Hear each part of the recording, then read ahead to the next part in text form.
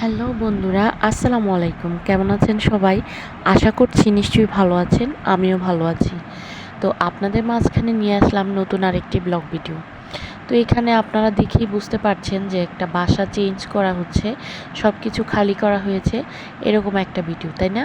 হ্যাঁ, অবশ্যই আপনারা ঠিকই বুঝতে পেরেছেন। এটা হচ্ছে আমরা যে আগে বাসাটায় ছিলাম সেই বাসাটা ছেড়ে দিয়েছি।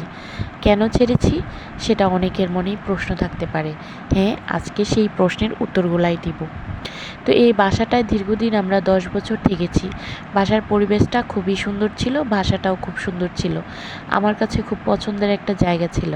কিন্তু আসলে হঠাৎ করে বাসাটা ছাড়তে হয়েছে।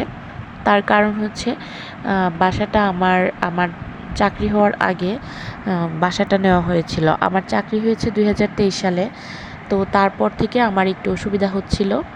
তো আমার চাকরির যে জায়গাটা অনেক দূরে, সেই ক্ষেত্রে আমাকে একটা কাছাকাছি জায়গা পছন্দ করতে হতো। আর এই বাসাটা আসলে আগে আমাদের কাছে অনেক বড় ছিল, কিন্তু এই বাসাটা যখন নিয়েছিলাম তখন আমার বেবিও ছিল না। তো এখন আমার 2টা বেবি আছে। একটা বেবি একটু বড়, সে প্রায় 3 বছর বয়স হয়ে গিয়েছে।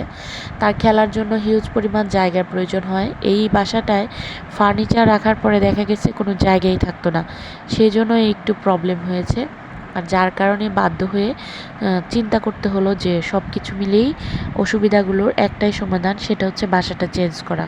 তো এই চিন্তা থেকে আমরা খুঁজতেছিলাম কাছাকাছি কোথায় বাসা নেওয়া যায়, ভালো একটা বাসা পাওয়া যায়। আর এই বাসাটা ছেড়ে দেওয়ার পরে এরকম একটা বাসা পাবো কি না, এটাও একটা প্রশ্ন ছিল।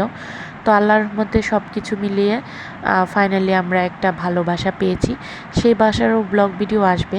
এই বাসার চেয়ে আমাদের নতুন বাসাটা অনেক বেশি বড় এবং অনেক ঠান্ডা। এই বাসাটা ছিল 5 তলায়, আর এখন নিয়েছি আমরা 2 তলায় বাসা। তো আপনারা পাশে থাকলে অবশ্যই আস্তে আস্তে সবগুলো ব্লগ ভিডিও আসবে। আর আমি আমার কর্মের জন্য এবং 2টা বেবি হওয়াতে পরপর আমি আসলে অ্যাক্টিভ হতে পারিনি। তো এখানে লিফটও ছিল এই বাসাটায়, আর আমাদের নতুন বাসাটা লিফট নেই।